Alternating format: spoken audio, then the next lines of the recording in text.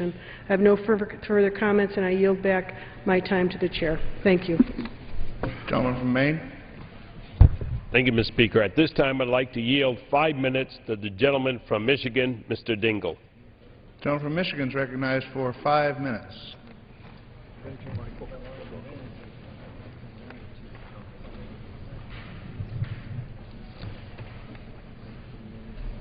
Speaker, I ask unanimous consent to revise and extend my remarks. Without objection. Mr. Speaker, I am delighted that we are finally addressing the problem before the House. And I rise in strong support of H.R. 1627, the Honoring America's Veterans and Caring for Camp Lejeune Families Act. This is long overdue. And the most noteworthy thing that we can observe about the behavior of the military leadership is that they have been uncooperative and have been most diligent in obfuscating the problem and seeing to it that the matter has been unduly dawdled over, while our military personnel were both put at risk and placed in a position where their families also shared that risk and hazard. I want to thank the chairman, Mr. Miller, the ranking member, Mr. Filner, the gentleman from North Carolina, Mr. Miller, and my dear friend, Mr. Michaud, for the things that they have done to see to it that finally justice is being done. The victims of the Camp Lejeune contamination disaster have waited too long for justice, for themselves and for their family. The passage of this legislation today is an important first step in moving forward and providing for the victims of what has been a long and ongoing tragedy. But it is also evidence that there is still a great need for us to see to it that the military cooperates in these kinds of investigations and see to it that the military goes beyond that and that they conduct a cleanup of the military facilities where we send our military personnel and their families. In 2004, I conducted a series of investigations into this and other contaminations problems as the ranking member of the House Committee on Energy and Commerce, after meeting with the Marine Corps personnel and Master Sergeant Jerry Ensminger, whose daughter died of a rare form of leukemia at the age of 9. And I must confess that I can come to no conclusion other than that that was caused by where her father had been serving and the fact that the military had not been diligent in cleaning up its messes. These investigations revealed a great cover-up and much foot-dragging and obfuscation on the part of the Department of the Navy to properly deal with the consequences of the contamination. They also showed other failures by the Department of Defense in other places, including installations in far distant points of service like Japan. With the passage of this bill, veterans of Camp Lejeune and their families who also served there are going to receive some measure of justice and help in addressing the problems they have because of where they were compelled to serve and because of lack of diligence on the part of the military to see that they were properly cared for. And they will be now eligible, if they served between 1957 and 1987, to receive VA health benefits for illnesses connected with that contamination. While the passage of this legislation is a success, we all know there's much more to be done. The veterans deserve the presumptions of the service connection in the bill to ensure that they receive important benefits to which they are due. That is simply a proper concern for our veterans and for their safety. They and their families should not be put at unnecessary risk by places that they serve solely by reason of the fact that they serve at a particular place and because of slothful, improper behavior by the Department of Defense higher-ups and because of cover-ups in which they did not cooperate in seeing to the proper safeguards of our federal employees there and our military personnel who were serving there involuntarily as a part of their superb contribution to the safety of this nation. The fight continues, and I'm hopeful that we can continue to bring justice to the victims of Camp Lejeune and to see to it that others of our military are not put at risk because of slothful, improper, and dilatory behavior by the Department of Defense. I ask my colleagues here to understand our duty in seeing to it that the families of our military and our military personnel are not put at risk by where they serve or by indifferent and careless behavior of their government. The government has a duty not just to see to it that our military personnel are made whole, but they do have the duty to see to it that our military bases and military service are not put at risk by actions which make the points of service of our military unnecessarily risky because of contamination of the places where our military and their families live and work. But here we have another high duty, and that is to see that the military personnel are kept safe with their families at their side as they serve in the military bases. The military leadership has to recognize. I ask unanimous consent to revise and extend my remark. I thank the gentleman for making this time available. Without objection. Gentleman from Florida. How much time do we have, Mr. Speaker? The gentleman from Florida has 5 minutes remaining. The gentleman from Maine has 11.5 minutes remaining. Thank you, Mr. Speaker. I'm happy to yield 2 minutes to the chairman of the Subcommittee on Economic Opportunity, Mr. Stutzman, from the great state of Indiana. The gentleman is recognized for 2 minutes. Thank you, Mr. Speaker, and I thank the chairman for yielding and for his leadership on the Veteran Affairs Committee. Mr. Speaker, I rise in strong support for the Senate amendment to H.R. 1627. The bill is a product of many months of bipartisan work to improve the lives of our veterans and their families. I'm very proud of Sections 706 and 707, which contain provisions I introduced in H.R. 1657 and H.R. 2302, respectively. Section 706 would tighten the process to debar firms that willfully and intentionally misrepresent themselves as veteran or service-disabled veteran-owned small businesses by stipulating a 5-year debarment period from contracting with VA for the company and its principals. Section 706 would also require VA to complete the debarment no later than 90 days after such finding. Mr. Speaker, Section 707 of the underlying bill would require VA to provide a quarterly report to Congress on the costs of the department's conferences. Every year, VA spends millions of dollars on conferences, and while I understand the need for such meetings, recent history is sufficient to demand an accounting so Congress can provide proper oversight of such spending. Section 707 would require VA to report on conferences costing $20,000 or more, or on conferences attended by 50 or more people, including at least one VA employee. It would also require VA to estimate the cost of conferences to be held during the quarter in which the report is provided. In closing, Mr. Speaker, for our veterans and their families, I urge my colleagues to support the Senate amendment to H.R. 1627, and I yield back the balance of my time. Gentleman from Maine. Thank you, Mr. Speaker. At this time, I yield 2 minutes to the gentleman from North Carolina, Mr. Miller. Gentleman is recognized for 2 minutes. Thank you. Mr. Speaker, the Department of Navy has known for 30 years that the drinking water at Camp Lejeune was contaminated. They've known for 20 years exactly what chemicals were in the water. The science may have been slow to develop on the effects of exposure to those chemicals, but they knew better than to say that there was nothing to worry about, which is what they did. The Navy concealed information from Marines and their families who drank the water, cooked with it, and bathed in it. They withheld information from the Centers for Disease Control and from Congress. And they have shamefully failed to take responsibility for the contaminated water. Senator Burr and I introduced companion bills 2 years ago to provide treatment for certain diseases associated with exposure to the water. That legislation, the Janie Ensminger Act, is Title I of this bill. Justice requires at least the benefits of the Janie Ensminger Act provides.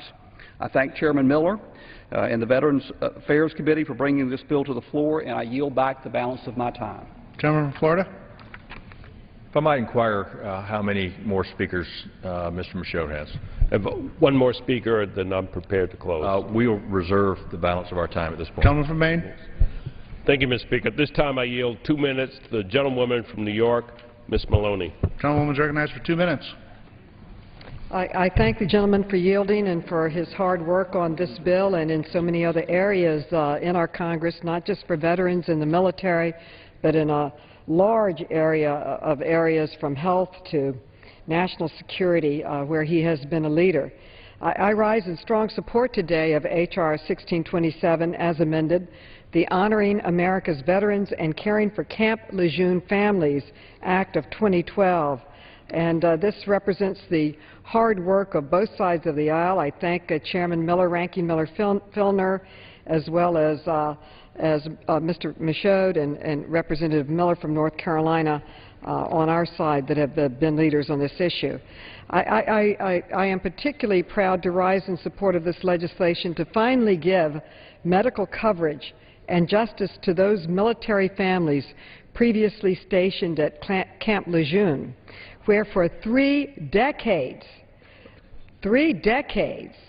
thousands of Marines and their families consumed water contaminated with toxic chemicals that likely led to very serious illnesses.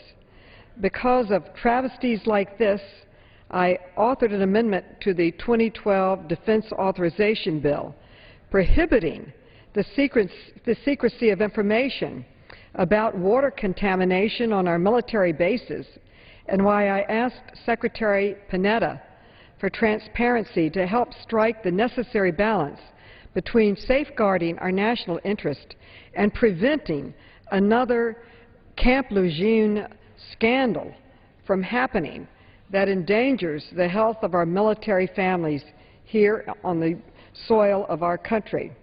I strongly support this bill because this is a big step in making sure that our veterans are continuously cared for throughout their deployment and thereafter here at home, and not put at risk for their health. I support the underlying bill, and I yield back. Thank you. With respect to the gentleman's request to enter a colloquy that was granted earlier, the Chair would announce that a colloquy may not be inserted into the record, but that 2 statements may be inserted independently under general leave. Gentleman from Florida. Mr. Chairman, we continue to reserve. I have one other speaker that has a late train that we were trying to wait on, but apparently he's not going to be able to make it, so we'll be prepared to close after Mr. Michaud closes. Gentleman from Maine. So, did I understand the gentleman correctly? He's prepared to close after I give my closing remarks? Okay.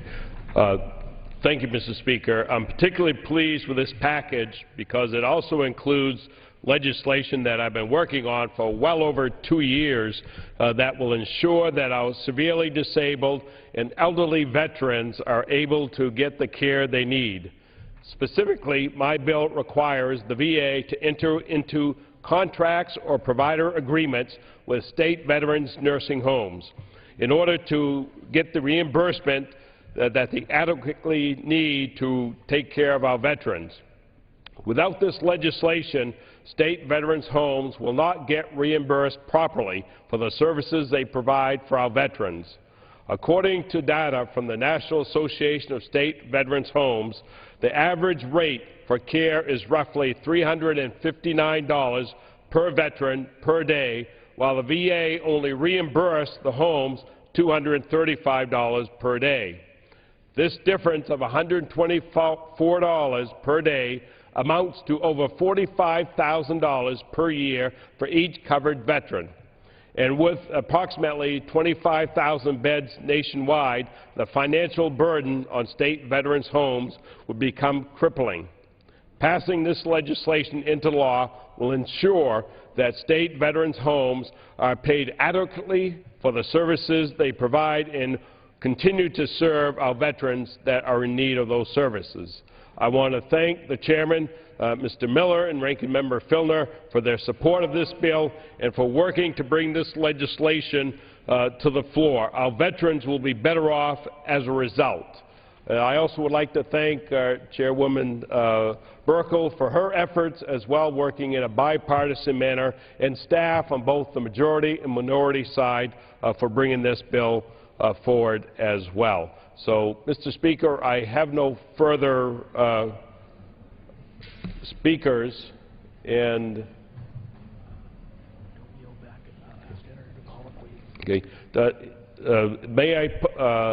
my question actually would be to Mr. Miller. He had mentioned earlier about the colloquy. If those colloquies are entered separately, will that be part of the record? The gentleman is correct. Okay. Mr. Speaker, Gentleman from Florida. if we could go ahead and do the colloquy at this time, that way we'll make sure it's in the record. Gentleman from Maine is Hey. recognized. Thank you. I'd like to ask my colleague about Section 102 of the bill that provides medical care for certain medical conditions for veterans and their families who live at Camp Lejeune from 1957 through 1987. There is one provision applicable to family members where VA would reimburse family members for health care services provided under this section, but only after they exhausted reasonable available alternative reimbursement. I want to ensure that this language is not read to mean that family members must actually file suit under the Federal Tort Claim Act, or even come to end of litigation under the suit filed under the Federal Tort Claims Act, to ensure that medical care offered by this provision. Can my colleague confirm this? Mr. Speaker.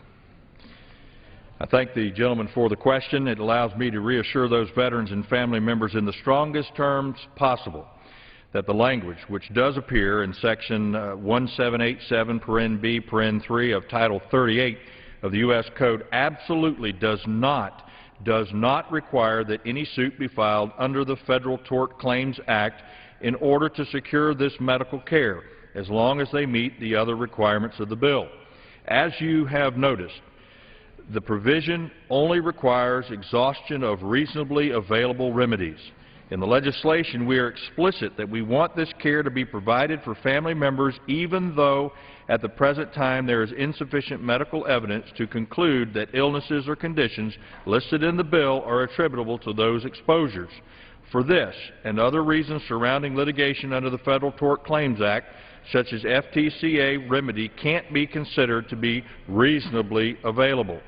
To require exhaustion under Federal Tort Claims Act would go completely against the intent of this piece of legislation and to make this medical care available to these family members for these conditions so long as VA is considered the final payer as far as other third-party health plans. I thank the gentleman, and Mr. Speaker, with that, I have no further speakers, and I yield back the balance of my time. Gentleman from Florida.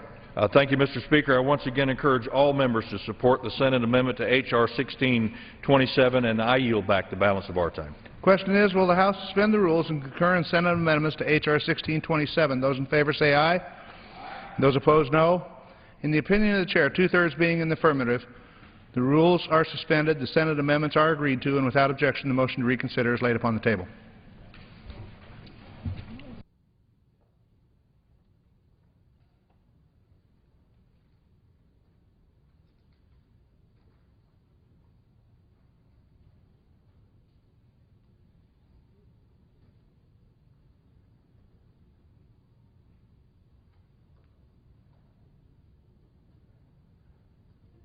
Purpose does the gentleman from Colorado seek recognition?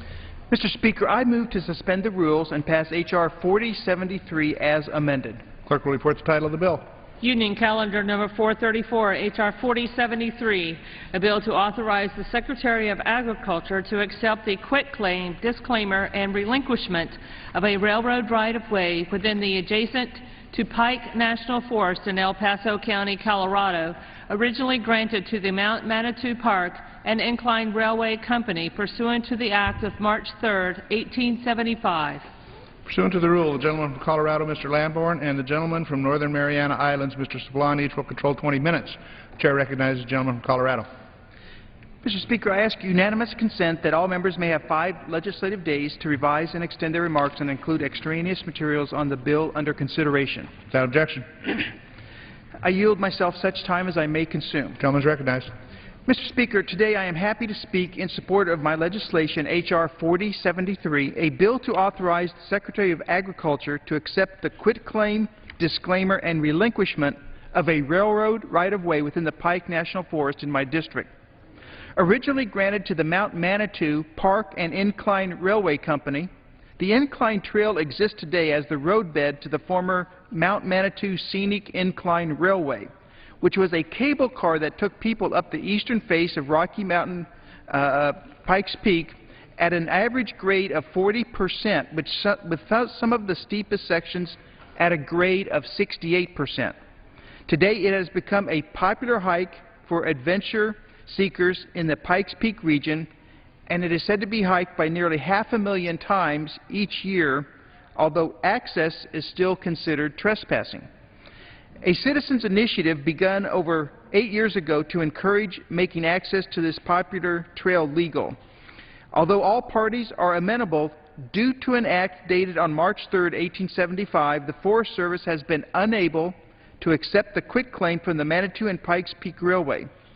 Recognizing the problem, the railway company came to me and asked that I carry this legislation to allow the Forest Service the authority to accept the quitclaim, which is the last major hurdle in allowing the incline trail to be legally opened for public use. Although several people have informally maintained the incline, no formal steps have been taken by any of the property owners to maintain the incline since 1997. Legalizing access to the trail will allow the surrounding communities access to repair sections of the trail that are in poor condition and thus make the use safer for all hikers. It has been my pleasure to work with the interested parties in helping to gain legal access to this unique trail that I believe will be a wonderful addition to the region's trail inventory. I would like to thank the Forest Service and Senator Michael Bennett's office for their diligence in working with my office in this process. Mr. Speaker, I reserve the balance of my time. Gentleman from the Northern Mariana Islands. Mr. Speaker, I ask unanimous consent to revise and extend my remarks. Without objection. And Mr. Speaker, I yield myself as much time as I may consume. Gentleman's recognized. Mr. Speaker, H.R. 4073 clears up a deed for a popular hiking destination, the Manitou Incline in Colorado. Upon enactment, the Pike National Forest will have full ownership of the trail, which ascends 2,000 feet to Pikes Peak. We do not object to this legislation, Mr. Speaker, and I reserve the balance of my time. Gentleman from Colorado. Does the gentleman have any other speakers? No, we don't, Mr. Speaker. I'm ready to yield back. Gentleman yields back the balance of his time. Gentleman from Colorado. Mr. Speaker, I yield back the balance of my time. Question is, will the House suspend the rules and pass H.R. 4073 as amended? Those in favor say aye. Those opposed, no. In the opinion of the Chair, two-thirds being in the affirmative, the rules are suspended, the bill is passed, and without objection, the motion to reconsider is laid upon the table. Mr. Speaker. Gentleman from Northern Mariana. I object to the vote on the grounds that a quorum is not present and make a point of order that a quorum is not present. Pursuant to Clause 8 of Rule 20 and the Chair's prior announcement, further proceedings on this motion will be postponed. For what purpose does the gentleman from Colorado seek recognition?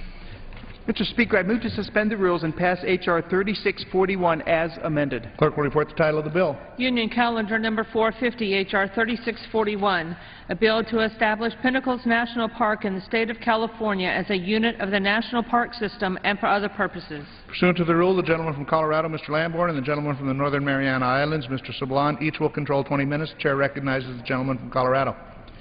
Mr. Speaker, I ask unanimous consent that all members may have 5 legislative days to revise and extend their remarks and include extraneous materials on the bill under consideration. Without objection. Mr. Speaker, I yield myself such time as I may consume. Gentleman's recognized. H.R. 3641 renames Pinnacles National Monument as Pinnacles National Park. Pinnacles was originally designated in 1908 by President Roosevelt under the authority of the Antiquities Act.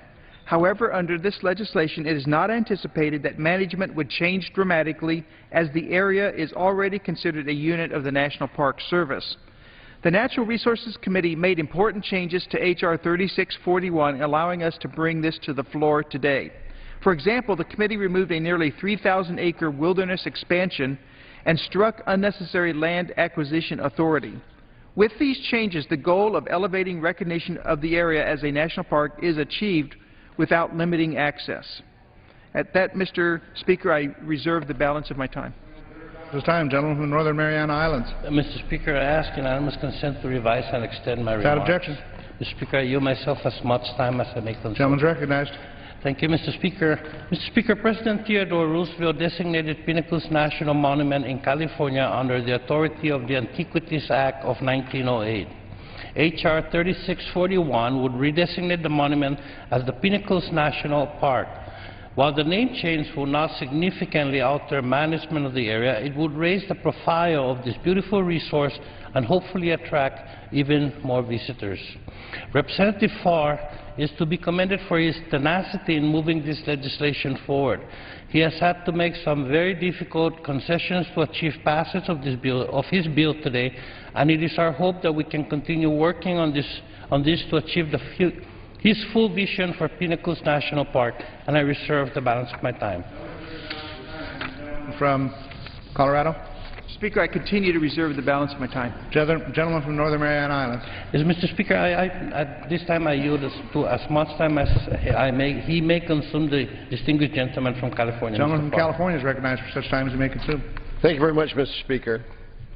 I rise in support of H.R. 3641, known as the Pinnacles National Park Act. As sponsor of the bipartisan legislation, I'd also like to express my thanks to our friend, and my friend Congressman Denham from California for his original co-sponsorship of H.R. 3641.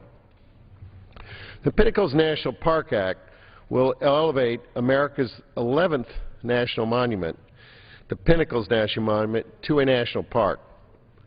Only Congress can designate a national park. This is the right thing to do because there are not a lot of examples of tectonic plate movement in our national park system. This legislation would also rename the current Pinnacles Wilderness after Schuyler Hayne, who first came to the area in 1886 and was largely responsible for getting the attention of Theodore Roosevelt, who first designated the monument in 1908. The first designation was to protect the beautiful rock formations of the Talus Caves, notable for its tunnels. It has since been expanded several times by executive order and by congressional mandate to its present size of over 26,000 acres. It's larger than several existing national parks. Pinnacles is a culturally significant area for several Native American tribes. It served as the backdrop for John Steinbeck's Of Mice and Men and East of Eden. Anyone who has visited this place knows it's special. From exploring caves to viewing springtime wildflowers to hiking through spire-like rock formations, visitors and families can participate in activities that leave lasting memories. It is truly worthy of national park status. The pinnacles themselves are half of the skeletal remains of the Nenach volcano, which erupted 23 million years ago and are located at the junction of the Pacific and Northern American tectonic plates. The San Andreas Fault is just 4 miles to the east, and Miners Gulch and Pinnacles Faults run directly through the Pinnacles system. The Pinnacles system is home to 149 species of birds, 49 mammals, 22 reptiles, 6 amphibians, 68 butterflies, 36 dragonflies and damselflies, and nearly 400 different kinds of bees. I didn't even know there were that many, and many thousands of other invertebrates. One project I'm particularly proud about is the reintroduction of the endangered California condor, the largest flying land bird in North America. Since 2003, the National Park System has been part of the California Condor Recovery Program to reestablish California condors at the Pinnacles National Monument. This cooperative endeavor between the U.S. Fish and Wildlife Service, the Ventana Wildlife Society, Pinnacles Partnership, and others, in collaboration with the California Condor Recovery Team, have done a tremendous job on recovery efforts and public education. Many visitors come to this region to get an opportunity to see the condor in the wild. This legislation has broad support from our counties of San Benito and Monterey, as well as the Chambers of Commerce, Visitors Bureaus, and from the respective counties who are enthusiastically supportive of this legislation. There is no opposition to the bill. The Pinnacles is uniquely located in coastal California to attract thousands of visitors each year, which provide a viable and vital economic engine for San Benito County. Tourism is primarily focused for many of the business owners on the Central Coast. Increasing the number of tourists would promote the healthy impact for those not only in the retail sector but also dining, lodging, and sightseeing opportunities. The new national park designation would strengthen the region's economic and tourism potential. There is no national park in that whole region. Research shows that for every $1 invested by the federal government into our national parks, they return $4 to the community in tourism dollars. Situated slightly inland from the California coast, Pinnacles National Monument has not yet realized its full potential to reach locals and tourists. Many tourists travel, dine, and stay overnight in areas along the coast such as Monterey and Santa Cruz, where they are visiting to recreate, camp, view wildlife, and enjoy the great outdoors. However, many are not aware of the Pinnacles National Monument and, as a result, do not make the short trip inland to see this treasure. By elevating its statute to a national park, I believe that more visitors will come through our restaurants and businesses, and more visitors will stay overnight near the park. I'd like to end with an inspiring quote from Ken Burns, who directed the National Parks, America's Best Idea. In a letter of support Mr. Burns wrote for this legislation, he stated, "A Pinnacles National Park would preserve the unique portion of our land, not only a critical record of geologic time, what John Muir would have called the grand geological library, that helps Americans look back millions of years to understand the vast tectonic forces that shaped and still shape our continent, but also a rare habitat for condors, a wide variety of flowers, and 400 species of bees.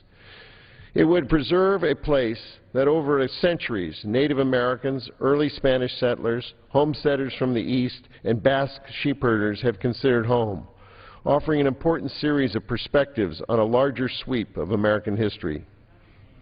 With that bit of wisdom, I'd urge my colleagues to support our bipartisan legislation. Again, I'd like to thank Jeff Denham, Congressman from the region, for supporting and co-sponsoring H.R. 3641, the Pinnacles National Park Act.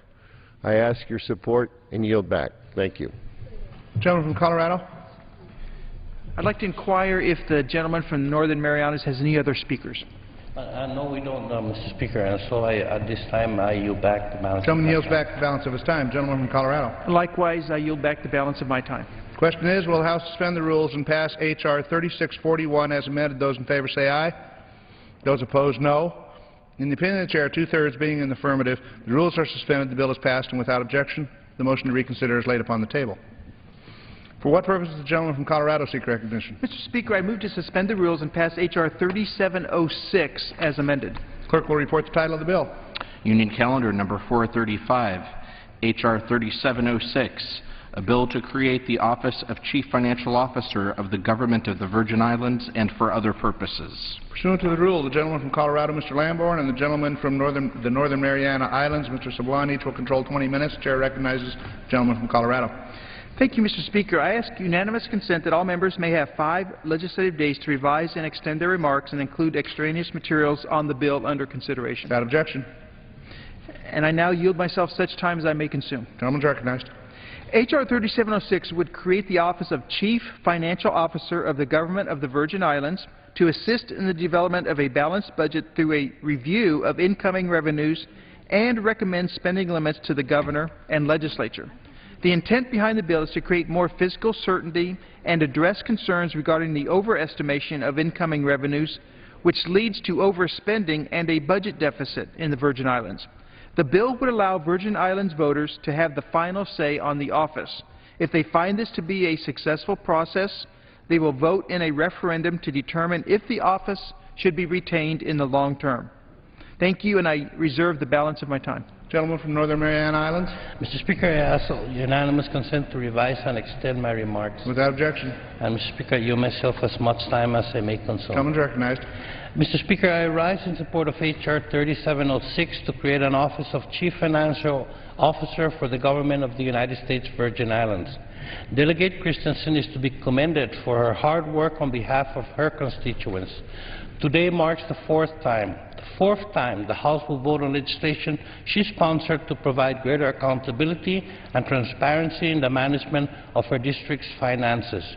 This is a good bill, and I urge my colleagues to support its adoption, and I reserve the balance of my time. Gentleman from Colorado. I continue to reserve the balance of my time. Gentleman from Northern Mariana Islands. Thank you, Mr. Speaker. At this time, I yield as much time as she may consume to the distinguished gentle lady from the United States Virgin Islands, Dr. Christensen. Gentle lady is recognized for such time as she may consume. Thank you. I thank the ranking member for yielding. Mr. Speaker, I rise to speak in strong support of H.R. 3706 legislation I introduced to provide for a chief financial officer for the government of the Virgin Islands. I want to begin by thanking Chairman Hastings and Ranking Member Markey of the Natural Resources Committee for their support in making it possible for H.R. 3706 to be on the floor today. I also want to thank Subcommittee on Fisheries, Wildlife, Oceans and Insular Affairs Chairman John Fleming and, of course, Ranking Member Kilili Sablan for their support as well. Mr. Speaker, today, as you heard, marks the fourth time in 9 years that this House will consider legislation that I have sponsored to provide for a CFO for my congressional district, the U.S. Virgin Islands. It has passed in the previous 3 times. While I have been severely criticized by some for its introduction, there are many who support it. But I continue to believe that having an independent professional third party being responsible for determining the amount of revenues that the local government has available to spend for an ensuing fiscal year would be a positive development for our government and is also generally supported by a broad cross-section of our electorate. When I first sponsored the first CFO bill in 2003, the territory was technically insolvent and urgent action was necessary to avoid needing a federal bailout and all that that would entail. After studying the experience of the District of Columbia, which sought and obtained a federal bailout, and the accompanying loss of political autonomy through a financial control board, I concluded then that it would have been better if we avoided being taken over by a control board, and I crafted my original CFO bill to do that. Unlike H.R. 3706, my first Chief Financial Officer bill did involve a loss of authority for the governor and legislature to accumulate public debt, but it was temporary and would have prevented a complete loss of political autonomy. Today, while the territory is experiencing very serious fiscal challenges, the government is not on the verge of imminent fiscal collapse and no longer has a structural deficit over $1 billion or annual deficits in excess of $100 million. In view of this, one could reasonably ask then why the need for the current bill. First of all, H.R. 3706 seeks to end the acrimony and mistrust among the different branches of Virgin Islands government and the public at large, and provide for revenue projections from a highly qualified person. This individual would be appointed by the governor and confirmed by the legislature, but does not serve at the pleasure of the governor. This is a process that's used by the District of Columbia currently through its CFO, and there have been no complaints from the chief executive of D.C., the mayor, about a loss of sovereignty or of a return to colonialism. Since last year, when the Virgin Islands Governor John P. DeYoung, Jr. announced a pending $135 million deficit in his budget projections for fiscal year 2012, several members of the 29th legislature questioned the governor's numbers, and they have continued to do so, pointing to differences in figures between reports done by auditors and figures presented in budget documents.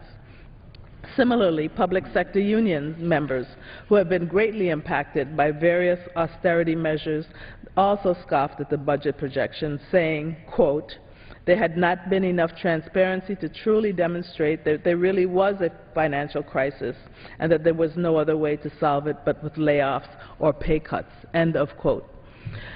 H.R. 3706 does not affect in any way the governor or the legislature's ability to spend the territory's funds as they see fit. It simply attempts to end questions on what the exact revenue of the territory is so that we can move forward on a sound economic recovery. I'm not under any illusion that my CFO bill will be a cure-all for all that ails the Virgin Islands. I am, however, proposing it as a 5-year pilot program for improving transparency and trust in our budgetary and fiscal practices. If Virgin Islanders approve of the process and system for determining our annual budget limits that the bill provides, they can vote to make it permanent through a referendum that is provided after 4 years of the CFO's 5-year term. Each time I have introduced this or one of the earlier versions of the bill, there have been concerns that the United States Congress is imposing itself into the governance of the territory. There are some that would wish that this were the case, but I am not one of them, and this bill would not do that. Because we do not have a constitution, the people of the Virgin Islands have come to Congress on a number of occasions. For example, to attempt to abolish the office of Lieutenant Governor, or to expand borrowing authority, which we did, to limit the number of senators and for other purposes. I don't really see this process as being any different coming from a representative of the people of the Virgin Islands and representing their interests. Moreover, attempts by our local legislature to pass similar legislation have failed, and legislative proposals by nonpartisan organizations have never been considered. Therefore, as the representative of the people of the U.S. Virgin Islands in the Congress, it fell to me, and I accept the responsibility. I just regret that our governor and I could not see eye to eye on this. The federal government has and will be providing significant funds to the U.S. Virgin Islands, especially in light of our economic disaster that currently exists. I am sure that having such an office as the one being proposed by H.R. 3706 will enhance our ability to successfully navigate through this very critical time because of the added accountability and transparency that it provides. And so I thank you for the time, and I urge my colleagues to support the adoption of H.R. 3706. Gentleman from Colorado. My colleague, Mr. Sablan, has any further speakers? Mr. Speaker, at this time I have no further speakers, and I urge the adoption of the legislation, and I yield back the balance of my time. Gentleman yields back the balance of his time. Gentleman from Colorado. I, too, yield back the balance of my time. Question is, will the House suspend the rules and pass H.R. 3706 as amended? Those in favor say aye. Those opposed, no. In the opinion of the Chair, two-thirds being in the affirmative, the rules are suspended. Mr. Speaker, gentleman from Colorado. I object to the vote on the grounds that a quorum is not present, and I make a point of order that a quorum is not present. Pursuant to Clause 8 of Rule 20 and the Chair's prior announcement, further proceedings on this motion will be postponed. For what purpose does the gentleman from Colorado seek recognition? Mr. Speaker, I move to suspend the rules and pass Senate 270. Clerk will report the title of the bill. Senate 270. An act to direct the Secretary of the Interior to convey certain federal land to Deschutes County, Oregon. Pursuant to the rule, the gentleman from Colorado, Mr. Lamborn, and the gentleman from the Northern Mariana Islands, Mr. Sablan, each will control 20 minutes. The Chair recognizes the gentleman from Colorado. I ask unanimous consent that all members may have 5 legislative days to revise and extend their remarks and include extraneous materials on the bill under consideration. Without objection. I yield myself such time as I may consume. Gentleman is recognized. Senate Bill 270 will convey to the City of La Pine and Deschutes County, Oregon, 910 acres in 3 parcels, and requires that the land be used only for purposes consistent with the Recreation and Public Purposes Act. The conveyances would be subject to valid existing rights and will address the city's and the county's need for additional land. One parcel of 750 acres will be used by the county to accommodate the expansion of its wastewater treatment facilities. The county will also use 150 acres to develop rodeo grounds and allow for the future development of ball fields, parks, and recreation facilities. A parcel of 10 acres in the center of La Pine will continue to be used for the public library and additional open space use. Finally, the bill requires the county to pay all administrative costs associated with the transfer. I urge support for the bill, and I reserve the balance of my time. The gentleman from the Northern Mariana Islands. Mr. Speaker, I ask unanimous consent to revise and extend my remarks. Without objection. And Mr. Speaker, I yield myself as much time as I may consume. The gentleman is recognized. Mr. Speaker, S-270, sponsored by Senator Ron Wyden, provides for the conveyance of approximately 900 acres of land from the Bureau of Land Management to the City of La Pine, Oregon, and Deschutes County, Oregon. These lands will be used for public purposes as required by the Recreation and Public Purposes Act. We do not object to this legislation, and I reserve the balance of my time. The gentleman reserves. The gentleman from Colorado. Mr. Speaker, I yield such time as he may consume to the gentleman from Oregon, my good friend and colleague, Mr. Walden. The gentleman from Oregon is recognized for as much time as he wishes to consume. Thank you very much, Mr. Speaker, and I want to thank my colleagues here on the floor today for their support of this legislation, S-270, the Lapine Land Conveyance Act. You know, this legislation was originally crafted over in the Senate by my friend and colleague, Senator Wyden. We've worked together on this project, and I thought the most expeditious way to solve the problem for the people of Lapine was just move his bill on through the Senate, and that's what we're doing today. The Lapine Land Conveyance Act is the result of efforts of local officials who recognized years ago that for Oregon's newest city, the city of Lapine, to be able to take care of its residents, it needed a helping hand from the federal government, and here's why. 78% of Deschutes County, the county in which the city of Lapine is located, is managed, owned, controlled by the federal government. They're literally surrounded by federal land, and in fact their own library sits on BLM land. So as they became a city and began to try to address the issues that brought about their desire to be a city, they realized they needed to be able to expand a little and take care of some of their problems. So S-270 will provide the city with 750 acres so it can build a new wastewater treatment facility, which will allow the community to move off of septic systems and onto municipal water and sewer systems. They have a real problem in Lapine with a fairly high water table and issues related to septic systems. So this will help solve that. In addition, this legislation also transfers 150 acres to the Lapine Park and Recreation District to establish a more permanent home for what's known as the greatest little rodeo in Oregon, the Lapine Rodeo, and also to help them build out one of their other celebrations, one which all Americans take advantage of, and that's the 4th of July. Now, why are these two things important? Well, among other reasons, it's a job creator. Expanding out the rodeo grounds really will help them grow jobs in this remote rural community in Deschutes County. And in addition, of course, transferring the other lands will let them have a library on their own city ground and be able to take care of the water needs for the community. So I thank my colleagues on both sides of the aisle for support of S-270. This is one of those common sense bills that actually brings us together and we can get some work done here for the people back home. With that, I return the balance of my time. The gentleman yields back. The gentleman from Colorado reserves. The gentleman from the Northern Mariana Islands. Mr. Speaker, we have no further speakers. If the gentleman from Colorado has no further need of time, I will yield back the balance of my time. Did I understand correctly that he yields the balance of his time? I have no further speakers. The gentleman yields back his time. Gentleman from Colorado. And I, too, Mr. Speaker, yield the balance of my time. Both sides yield back the balance of the time. The question is, will the House suspend the rules and pass Senate 270? Those in favor say aye.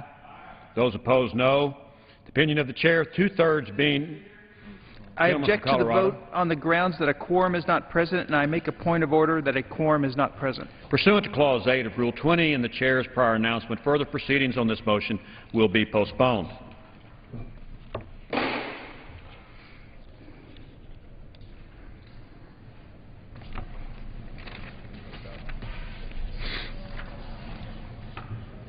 For what purpose does the gentleman from Colorado seek recognition? Mr. Speaker, I move to suspend the rules and pass S-271. The clerk will report the title of the bill. Senate 271, an act to require the Secretary of Agriculture to enter into a property conveyance with the city of Wallowa, Oregon, and for other purposes. Pursuant to the rule, the gentleman from Colorado, Mr. Lamborn, and the gentleman from the Northern Marianas Islands, Mr. Sablin, each will control 20 minutes. The chair recognizes the gentleman from Colorado. Mr. Speaker, I ask unanimous consent that all members may have 5 legislative days to revise and extend their remarks and include extraneous materials on the bill under consideration. Without objection. And I yield myself such time as I may consume. The gentleman is recognized. Senate Bill 271 authorizes the conveyance of just over an acre of Forest Service land to the city of Wallowa, Oregon. The city originally donated this parcel to the Forest Service in 1936 to allow the agency to construct a ranger station and other facilities. The site was used for many decades but now sits vacant. A local nonprofit organization has proposed developing the facilities as an interpretive site. Senate Bill 271 would allow the Forest Service to convey the land back to the city for such development. I urge my colleagues to support this bill and I reserve the balance of my time. The gentleman from Colorado reserves his time. The gentleman from the Northern Marianas Islands. Mr. Speaker, I ask unanimous consent to revise and extend my remarks. Without objection, the gentleman is recognized. And Mr. Speaker, I yield myself as much time as I may consume. Thank you. Mr. Speaker, S-271, introduced by Senators Ron Wyden and Jeff Merkley, transfers approximately 1 acre of land from the Wallowa National Forest to the city of Wallowa, Oregon. A local nonprofit organization will use the facility for local historical and cultural preservation, interpretation, and education. We do not object to this legislation, and I reserve the balance of my time. Gentleman reserves. Gentleman from Colorado is recognized. Mr. Speaker, I now yield such time as he may consume to my friend and colleague from Oregon, Mr. Walden. The gentleman from Oregon is recognized for as much time as he wishes to consume. Mr. Speaker, I thank you for that, and I thank my colleagues who have brought this legislation forward as well. Again, this, like the prior bill, is a partnership between Senator Wyden and myself as we've worked together to resolve some of these land issues out in Oregon. This one's kind of interesting. You know, in 1936, the city of Wallowa actually donated this parcel of land to the U.S. Forest Service, and what we're doing today is giving it back to the city. They had a Forest Service compound there for many years, and then at some point, probably 20, 30 years ago, quit using it for that purpose, and basically the buildings are in horrible disrepair. I was out there a few weeks ago, toured the compound site with Gwen Trice and some of the county officials, and took a look at the facility as it is today, and literally they've had water damage inside. The one place the ceiling had caved in, but they have this plan. They have this plan to turn this into this interpretive site to honor and teach the history about Maxville, which was a railroad logging town that existed about 15 miles north of Wallowa.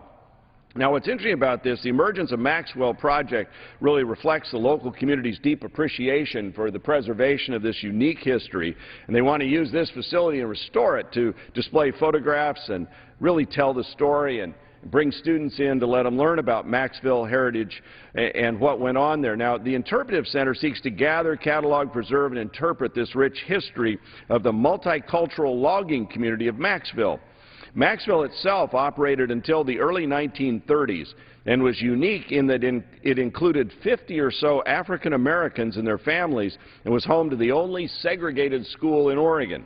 Previous historic records only made small mention of these African Americans, but in the last 3 years, the Maxville Heritage Project has fostered a reawakening of the interest in this rich chapter of history through public lectures and school visits and elder hostel lecture and stories that have run across the nation now. With the groundswell of historic artifacts and stories emerging from descendants and those with relationships to people from Maxville, large number of video, image, audio programs are being put together. So what we're doing here today allows this local-grown idea, this vision that Gwen Trice and her supporters have, to be able to rehabilitate this compound, restore these beautiful buildings, once beautiful. They're in pretty bad disrepair now. She's got a job ahead of her. But it will help this small town in northeast Oregon add to its many attractions, natural and other, and tell this unique history about this special logging community that existed just north of Wallowa. So I thank my colleagues on both sides of the aisle for once again, in a spirit of bipartisanship, actually solving some problems around here that matter to people back home. And with that, I yield back the balance of my time. The gentleman from Oregon yields back. The gentleman from Colorado reserves. The gentleman from the Northern Marianas Islands. Thank you very much, Mr. Speaker. We have no objection to S-271, and I have no further speakers, and I yield back the balance of my time. The gentleman yields back. The gentleman from Colorado. I, too, yield back the balance of my time. The gentleman yields back his time. The question is, will the House suspend the rules and pass Senate 271? Those in favor say aye. Those opposed, no. In the opinion of the chair, two-thirds being Mr. affirmative, Speaker, the rules are suspended. Gentleman from Colorado. I object to the vote on the grounds that a quorum is not present, and I make a point of order that a quorum is not present. Pursuant to Clause 8, Rule 20, and the Chair's prior announcement, further proceedings on this motion will be postponed.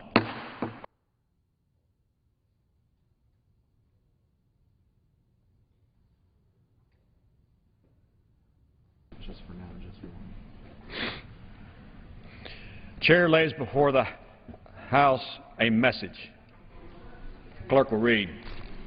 To the Congress of the United States, pursuant to the International Emergency Economic Powers Act, I hereby report that I have issued an executive order that takes additional steps with respect to the national emergency declared in Executive Order 12957 of March 15, 1995.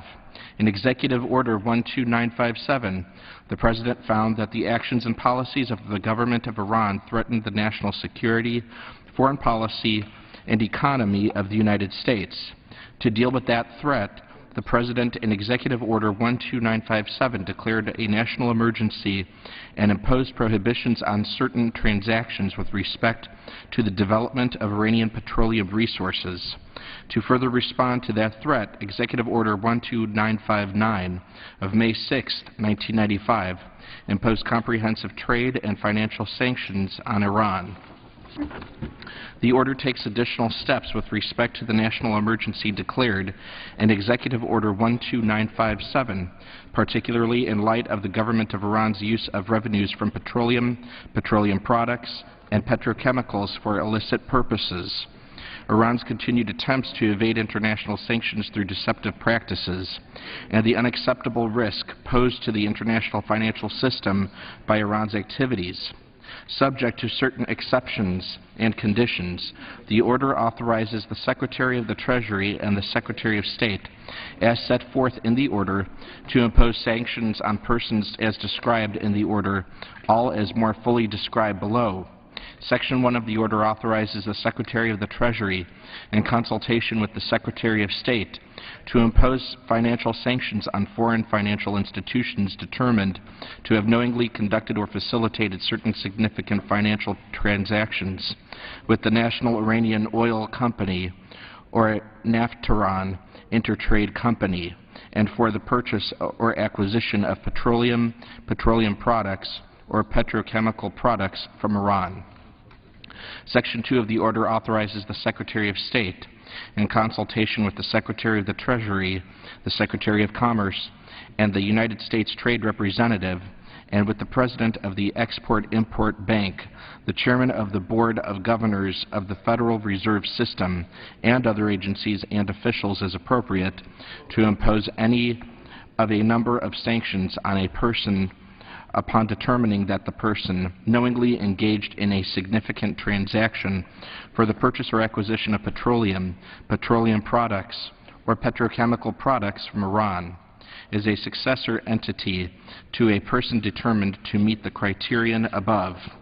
Sections 3 and 4 of the order provide that for persons determined to meet any of the criteria specified in Section 2 of the order, the heads of the relevant agencies, in consultation with the Secretary of State, shall implement the sanctions imposed by the Secretary of State. The sanctions provided for in Sections 3 and 4 of the order include the following actions. The Board of Directors of the Export-Import Bank shall deny approval of the issuance of any guarantee, insurance, extension of credit, or participation in an extension of credit in connection with the export of any goods or services to the sanctioned person. The Secretary of Treasury shall take actions where necessary to prohibit any United States financial institution from making loans or providing credits to the sanctioned person totaling more than $10 million in any 12-month period, unless such person is engaged in activities to relieve human suffering and the loans or credits are provided for such activities.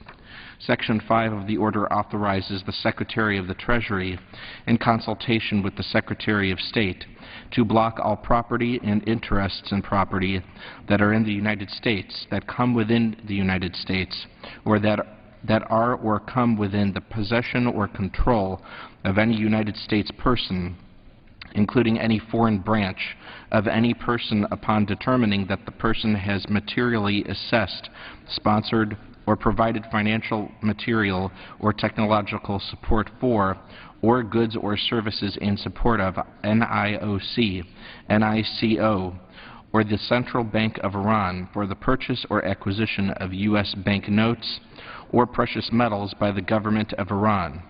I have delegated to the Secretary of the Treasury that the authority, in consultation with the Secretary of State, to take such actions, including the promulgation of rules and regulations, to employ all powers granted to the President by IEEPA as may be necessary to carry out the purposes of Sections 1, 4, and 5 of the order. The order was effective at 12:01 a.m. Eastern Daylight Time on July 31st, 2012. All agencies of the United States government are directed to take all appropriate measures within their authority to carry out the provisions of the order. I am enclosing a copy of the executive order I have issued. Signed, Barack Obama, the White House. Referred to the Committee on Foreign Affairs and ordered printed.